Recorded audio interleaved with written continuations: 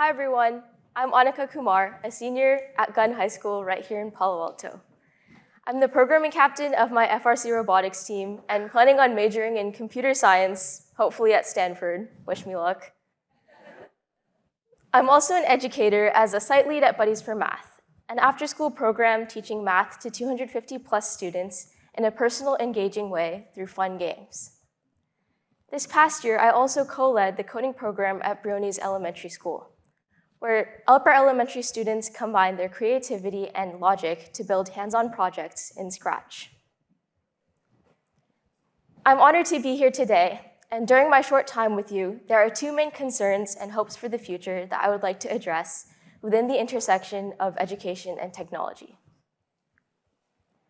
Firstly, from the perspective of both a teacher and a student, I've learned the importance of personal connections. When I'm in the classroom, the best learning happens for me when the person teaching the subject is visibly enthused and genuinely excited about it, because it's often infectious. I see the same thing when I'm teaching. High fives and meaningful scenarios that tangibly relate to the problem students work on make all the difference in their eagerness towards understanding the subject. Engaging with students on an individual level is especially important for students who lack motivation or interest. When designing future-ready tools, one really important thing to consider is how to maintain those personal human connections that we all know and love. Secondly, I fear the loss of foundational human reasoning for emerging scholars due to an unbridled application of technology. I feel elated and exhilarated to be in the generation that I am, because we have the unique opportunity to shape these rapidly developing technologies while still having the underlying fundamentals of how they were created and what the world was before they were so widespread. However, I truly hate to think of those second graders whose previously somewhat laborious Google search or visit to the library for their project is now a mysterious prompt box that magically gives them the right answer to their questions.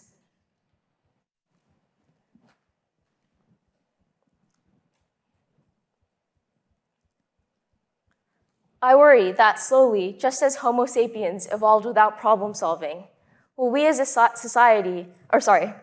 worry that just as Homo sapiens evolved without their tails, will we as a society eventually evolve without our problem solving abilities? I'm also concerned how we will be able to maintain a deep understanding of what we're learning.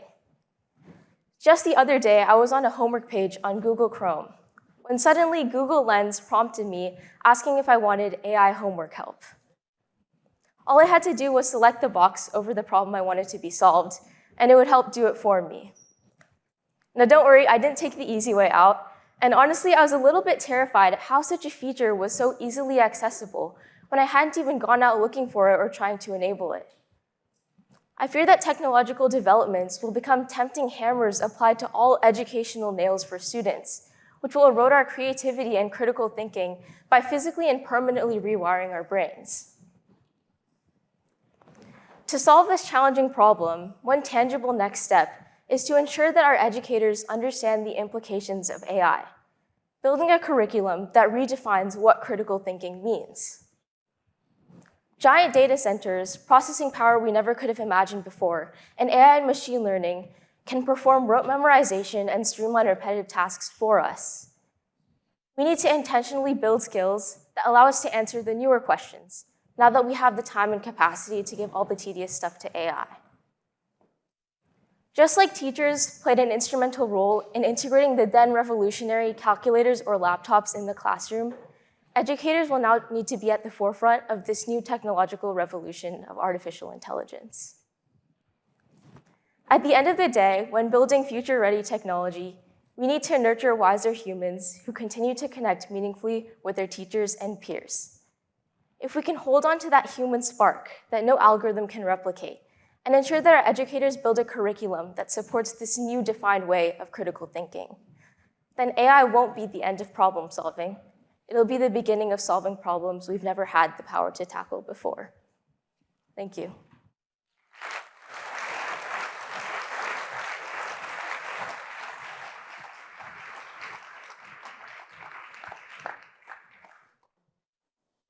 I was told that if I get nervous to do a power pose, this one's the Wonder Woman. Leslie, it's not working. My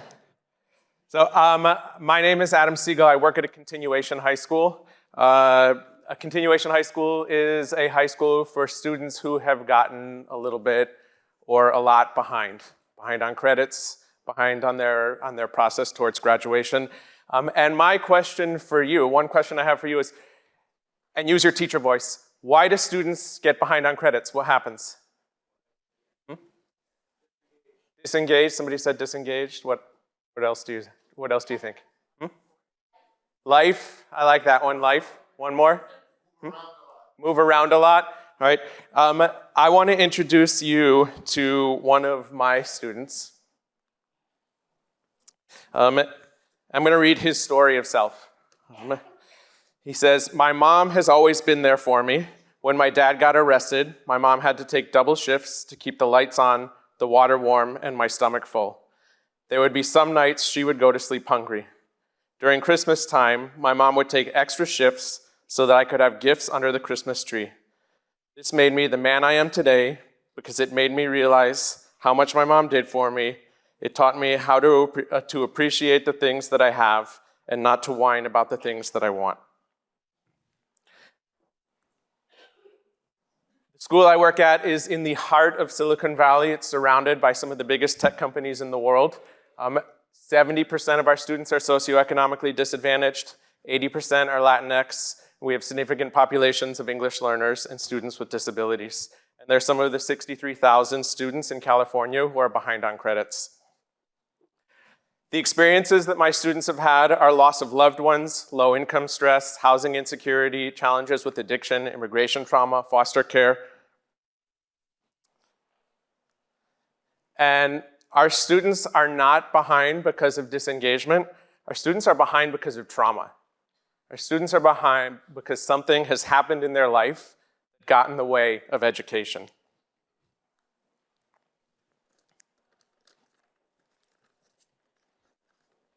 So who here is designing for all students? Raise your hand if you're designing for all students. If you're designing tech for all students. Right. Here's the problem. If you're designing for all students, you're designing for a system that didn't work for my students. If the system for all students worked for my students, there would be no continuation high schools. There would be no community day schools. And so we need to start thinking about how we can design students for systems, students where the system for all students didn't work. I want to give you an example. We brought our students to the AI Tinkery, and I promise I'm not just trying to get my students invited a second time. This program was designed specifically for our students. The program for students didn't exist. The AI Tinkery was for teachers. But when I talked to people from the Stanford Accelerator for Learning, they designed a program from the ground up for our students. It was engaging, it was hands-on, it met them where they are, it was collaborative. They did activities where they had to try to figure out what AI was. They did activities where they ended up building a chatbot. And these are students who had never used generative AI before, where by the end of the day, they were building their own chatbots. They also had pizza. So I have a challenge for you. My challenge is don't design for all students. Design for students who have been left out. Design for students who have the biggest gaps in their education, the highest levels of trauma. If you do this, the tools that you develop are going to work for all students. They really are. So thank you so much.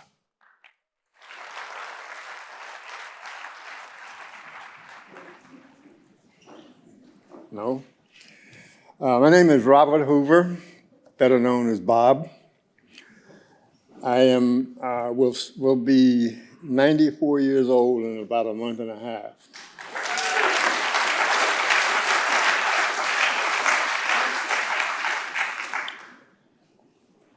I was born and raised in North Carolina in the 1930s and 1940s and graduated from high school in 1951. So I'm saying that they said I was supposed to do this from my perspective. So that's kind of my perspective, being born and raised in the South at a time when racism was overt and violent. And I was one of those kids that kind of struggled a little bit, especially when I got to the 10th grade in high school. I got put into an algebra class, and I just could not understand the concepts of algebra, and I got frustrated and I got ticked off, and finally I just said, screw it, and I quit school. Thanks to some teachers, they convinced me that I needed to go back to school and help me to understand the value of education and the connection between my life and education, the rest of my life. And I decided at that point I needed to become a student. I wish AI had been around when I was a kid. I probably would have been able to learn algebra. And also, when I got to college, the only D I got in college was in statistics. Never did understand the concepts of statistics. So let me say that for the last 62 or 63 years, I have spent most of my life trying to help kids in communities that I have been born and raised and lived in. I live in East Palo Alto and have been there since 1959. So living in a community like East Palo Alto, a very poor community in the middle of all of this affluence on the peninsula, has been a struggle for many, many kids. And so I've spent most of my last 60-some years helping them to understand the value of education, making sure that they stayed in school, got through high school, and then sent many, many kids off to college. The role of tech in education as I see it. It certainly can be a teacher. It can be a teacher's assistant. It can be a tutor. And perhaps most important thing is it can be a communication system for the village that it takes to educate a child. And in communities like ours, that village includes programs like the one that I work with now. It's called Live in Peace. And our primary role is to make sure that our students get through school. We have a lot of kids who are in the continuation school that was just talked about. But right now, we have about 95 kids that are in college. Our 100th kid graduated from college this year. That was in our program that started in 2015. And these were all students who were in danger of not even finishing high school. But right now, I'm kind of a student, you might say, of AI and technology. And I'm using it to do some things that I never would have been able to do without those resources. As an example, one of the things that is hard for our communities is the way in which education programs kids into classes in high school, especially in high school, that are totally unimportant to them and have no connection to their future. And so we wind up with a lot of kids in special ed and with general ed and classes that are going nowhere. So one of the things that I thought that I would do was write something that would help parents to understand how to navigate the educational system and how that system is structured and how it works for their children. And so I started with basically ChatGPT, gave it some topics that I wanted to discuss, and in 5 minutes it wrote it. And I looked at it and I said, oh, that's pretty damn good. So then I thought, over these years, I've learned that parents have a hard time dealing with those teenage years, and their kids make that change to teenage and they become kind of resistive to parental instruction. And so I thought if I could use my experience of 60 years of dealing with teenagers and share that with parents, it might help some of them to get through the teenage years. And so again, I turned to AI, gave it some topics I wanted to cover, and within 5 minutes, I had a little short book on how to deal with teenagers. One of the other things that I think we can use a lot more, especially in communities like ours, is how to collect data and use it. And let me give you an example of what could have happened. Years ago in East Palo Alto, I was on the school board, and our children were not learning to read. So between the age of the first and fourth grade, most of us know that if kids haven't learned to read well within that basically 4-year span, they're going to struggle pretty much for the rest of their lives. And we had that situation where we had a tremendous number of kids who were not reading well. And when we would talk to the educators, they would all tell us, well, we're doing our job. The kids are just not smart enough. They don't know what they don't have enough discipline, and all the excuses. So the victims were blamed for the lack of progress. On the school board, we decided we wanted to take a look at what was really the status of our teachers. And so we went and we got their high school transcripts. We wanted to see how many teachers in the first through fourth grade had ever taken classes on how to teach reading or how to teach mathematics. And what we found out was that very few of the teachers in the first through fourth grades had ever had any instruction in how to teach reading, or certainly how to determine what reading system was best for the kind of kids that they were teaching, and as well as mathematics. And so when we got that data and collected it, we decided two things. We needed to have, and the other thing was that every teacher could select whatever reading method they wanted to use to teach reading. And so every reading method known to man was being used in our school system. And so kids would be in one method in the first grade, something else in the second grade, something else in the third grade, and it was just total confusion and chaos. So we decided, based on that we needed to, one, make sure that all the teachers, we selected the reading method that was best for our children, which turned to be phonetics. And then we trained the teachers to use that method. And we did that, and after using that, training teachers over 4 years, our kids began to read, and the reading results got tremendously better. Unfortunately, I don't have the time to talk about the need to create the communication system within the village to educate children.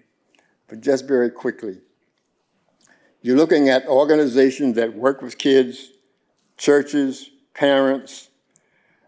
All of those are part of the village and that are engaged and involved with children who are struggling. And AI and high tech can be tremendously important because everybody has a phone or a computer.